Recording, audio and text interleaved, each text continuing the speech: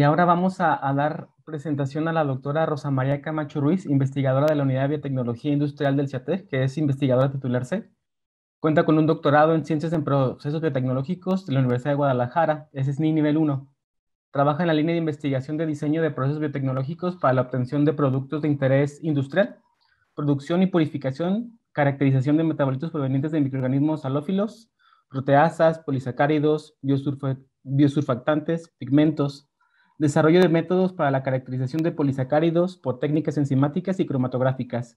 Participa activamente en la Red Mexicana de Agave y Derivados, y en la REMEX, Red Mexicana de Extremófilos.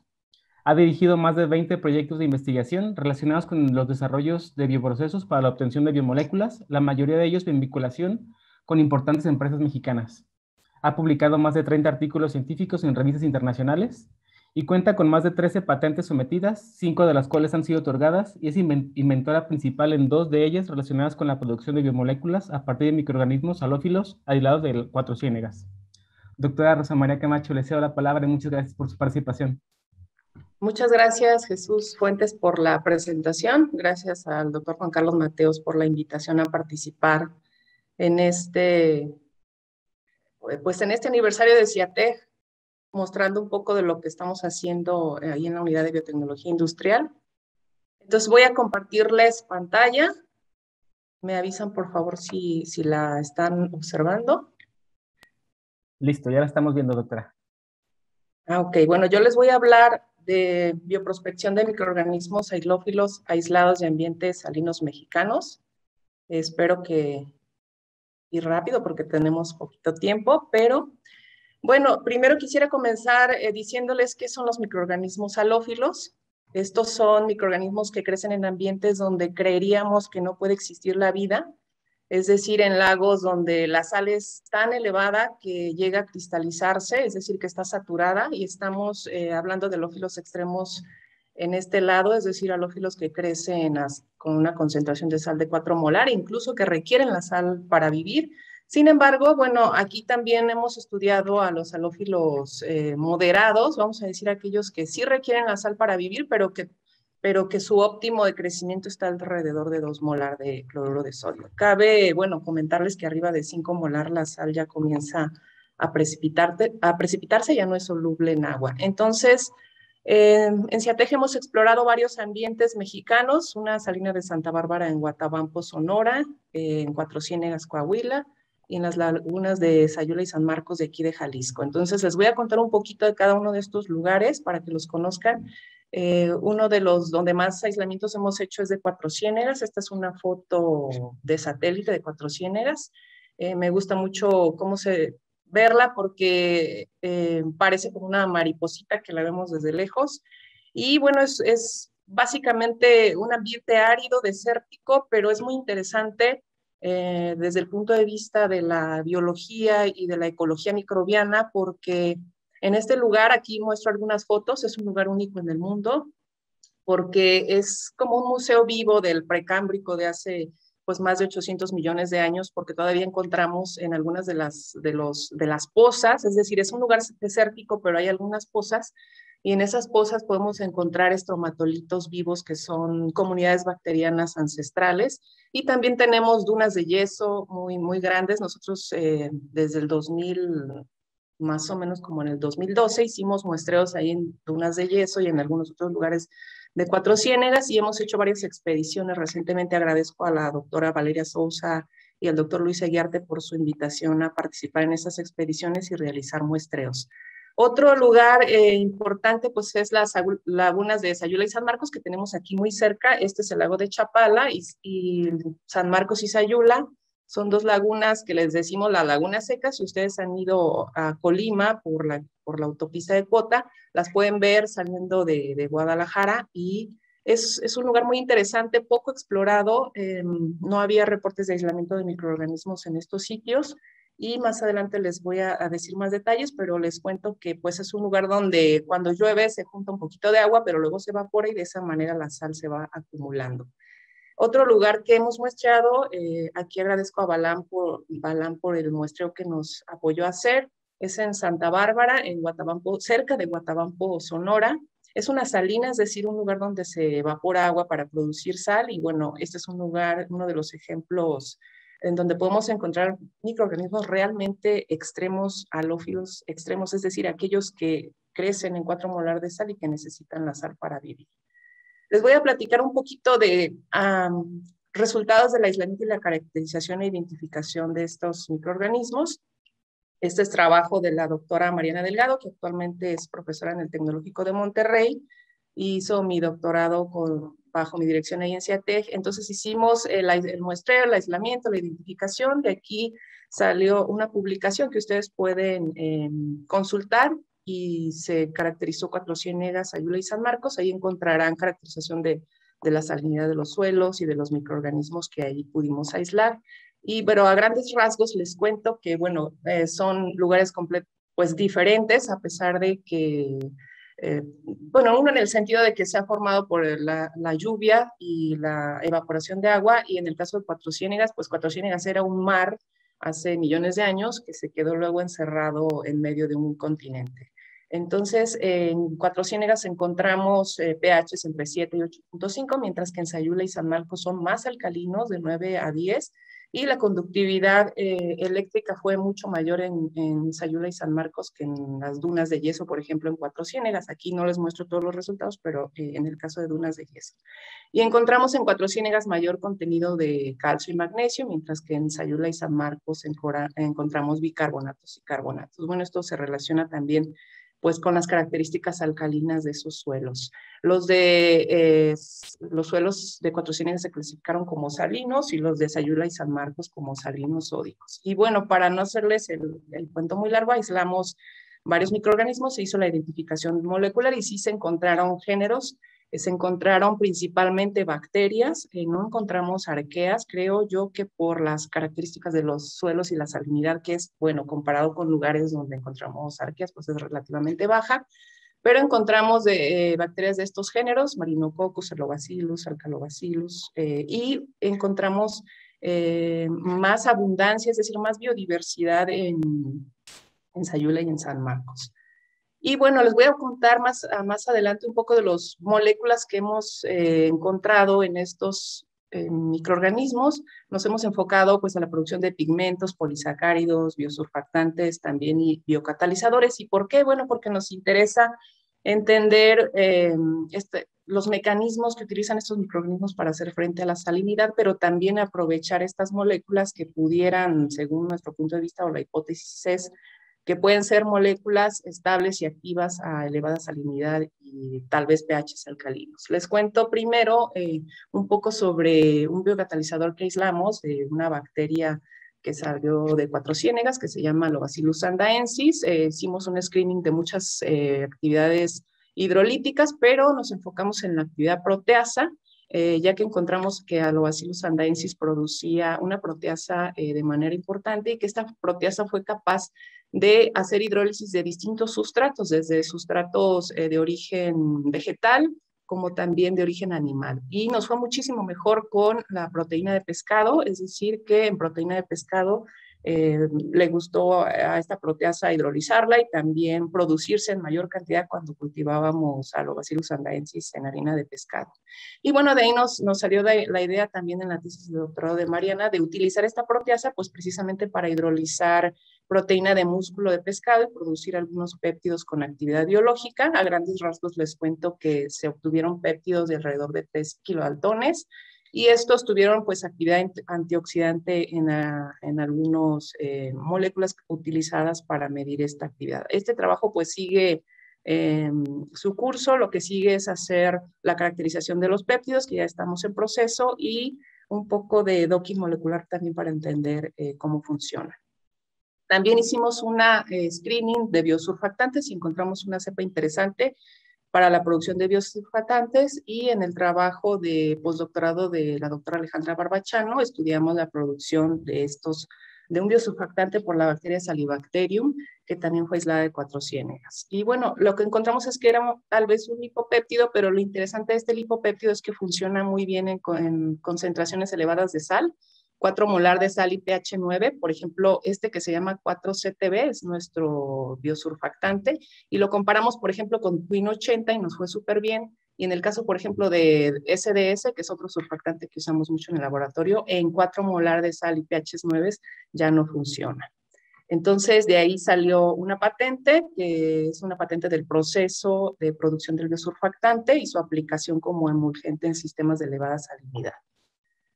Y en el caso de los pigmentos, pues aquí trabajamos con las arqueas halófilas aisladas de Santa Bárbara, se aislaron e identificaron, se encontraron 8 cepas distintas de 3 géneros, aloárcula, alolámina, alorubrum. Y bueno, ese es el trabajo de Sofía Vázquez, alumna de maestría, y ella se enfocó a la producción de bacteriorruberina, que es uno de los pigmentos interesantes que producen las arqueas halófilas. Es un pigmento carotenoide de 50 carbonos, pero tiene un poder antioxidante muy elevado porque contiene muchos hidroxilos en su estructura y incluso más elevado que el beta-caroteno. Aquí en su tesis de maestría, pues sacamos este artículo. Quien esté interesado en el tema, pues no podemos compartir.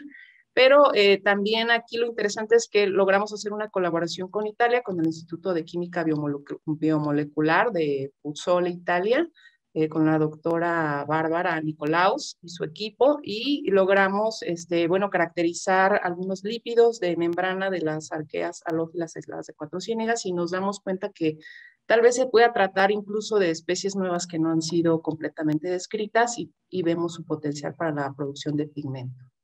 En el tema de polisacáridos, bueno, también de 4 ciénegas y en el trabajo de tesis de Alejandra López, utilizamos esta bacteria, Bacillus alocaris, para la producción de polisacáridos y nos fue muy bien porque aquí, por ejemplo, en esta foto que vemos aquí, ven ustedes que es muy factible obtener una elevada cantidad de polisacárido. Bueno, digo elevada porque es visible y fue alrededor de, si mal no recuerdo, como 1.7 gramos por litro.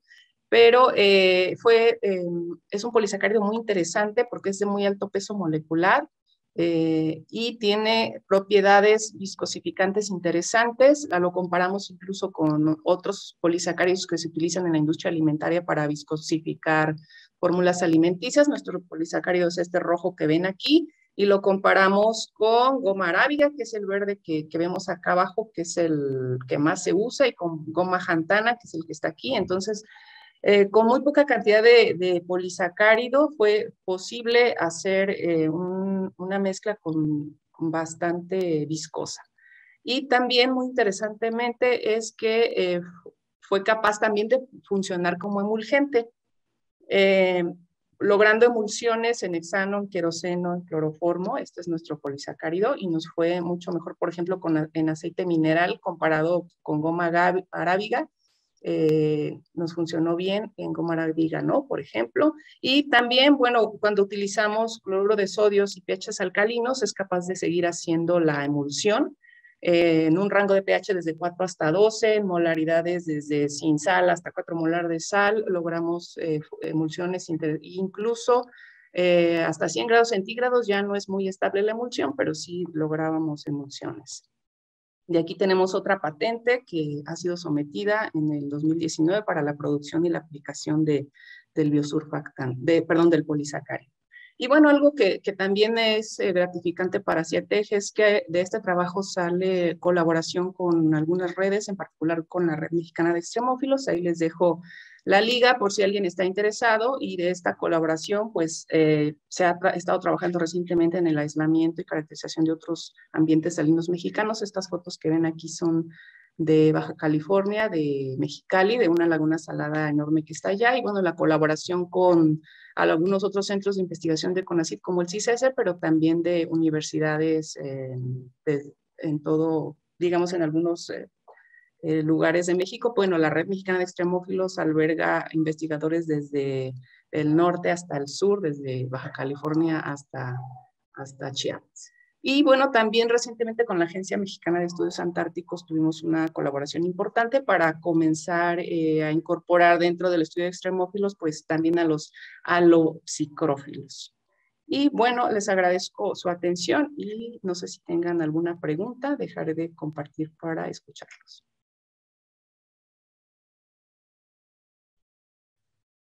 Muchas gracias, doctora Rosy. Gracias por su conferencia, su charla.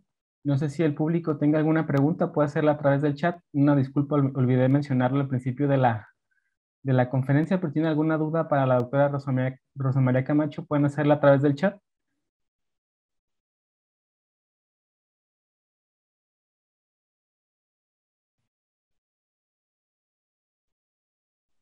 ¿Qué Por tan, aquí. Adelante, perdón, doctora. ¿qué tan difícil es conservar la viabilidad de los microorganismos halófilos? Bueno, gracias, doctor George, por la pregunta. Realmente es un tema no muy fácil. Creemos que ultracongelados, creo que es la mejor manera, obviamente ultracongelados, pero sí requieren altas concentraciones de sal para conservarse y que no se rompan. Lo hemos intentado refrigerados, sin refrigerar, congelados, y aunque les parezca extraño, ultracongelados funciona, pero también nos ha funcionado en particular con las arqueas halófilas dejarlos sin refrigerar en granitos de sal, como uno de la foto que vieron, y no me van a creer, pero se conservan bastante bien así en un grano de sal a temperatura ambiente. Jonathan pregunta, además de aplicaciones, ¿tiene algunas otras en perspectiva o que hayan sido estudiadas en otras especies o variedades de arqueas? Yo me he enfocado a arqueas halófilas. Obviamente las arqueas son un dominio de la vida que tiene pues una gran diversidad de microorganismos que hacen no solo halófilos, pero yo me he especializado pues en el estudio de las arqueas. Sí, pero sí estoy, como te comentaba, pensando ampliar un poquito a otro tipo, no solo a las halófilas, sino también psicrófilas, ¿por qué no? O que vivan en ambientes marinos. ¿Qué tipo de carbohidratos se formaron en lo que mostró la doctora Claudia de Alvarado? Supongo, bueno, el del polisacárido de la bacteria aislada de Cuatro Ciénegas. Bueno, las bacterias se ha reportado que producen polisacáridos de tipo levanos o de tipo fructanos. No lo hemos todavía caracterizado, de hecho, por eso con el doctor Gillem era la pregunta que yo le hacía, porque este polisacárido tiene 1 millón de daltones, es muy grandote. Y lo que sigue, pues, es mandarle una muestra al doctor Gillem para que nos apoye a la caracterización, para identificar exactamente. Pero hicimos algunos estudios preliminares y sabemos que sí es un polisacárido, que es muy grandote y que tiene algunos grupos azufre en la estructura.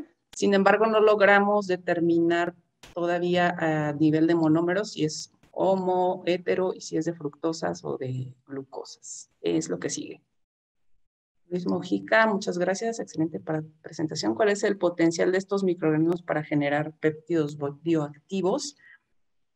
Yo creo que el potencial es enorme. A lo mejor aquí nos enfocamos a aislar una proteasa, purificarla y usarla, pero Luis, yo creo que valdría la pena explorar, usar los microorganismos completos, tanto, y no solo las bacterias, también las arqueas. De hecho, te comento que las arqueas halófilas se han usado desde tiempos ancestrales bueno, se usaron sin querer, digamos, en algunos países donde se acostumbra mucho comer carnes maduradas, que son maduradas con elevadas concentraciones de sal, pues se sabe que muchas arqueas halófilas crecen ahí, son las que les confieren estos perfiles característicos de sabor y de aroma a las carnes maduradas. Entonces ahorita ya hay estudios donde las están usando para precisamente madurar carnes crudas, de pescado y de cerdo, etcétera, donde intencionalmente se inoculan con mezclas de arqueas halófilas para lograr esos perfiles aromáticos, y seguramente ahí hay producción de péptidos bioactivos. No sé si tenemos tiempo para más preguntas. Gislane pregunta, ¿costos de escalamiento a nivel piloto y qué tan viable es obtener péptidos bioactivos de arqueas halófilas? No ha sido fácil escalar a nivel piloto. Las elevadas concentraciones de sal interfieren en varias cosas, por ejemplo, en los sensores, no pueden medir bien sexor de oxígeno, también corrosión de los bioreactores metálicos. Entonces, hemos explorado también con el doctor Jorge Rodríguez, Juan Carlos Mateos, la producción en fermentación sólida. Creo que esa sería una opción. O pues desarrollo de otro tipo de bioreactores que no se corroan, que no sufran corrosión. No hemos hecho un costeo del escalamiento y tampoco ha sido fácil ir escalando. Entonces, yo creo que no hemos dado con el clavo con la medio de cultivo indicado. Yo pienso que sería la fermentación sólida. Creo que ya no hay tiempo, ¿no? Muchas gracias, doctora.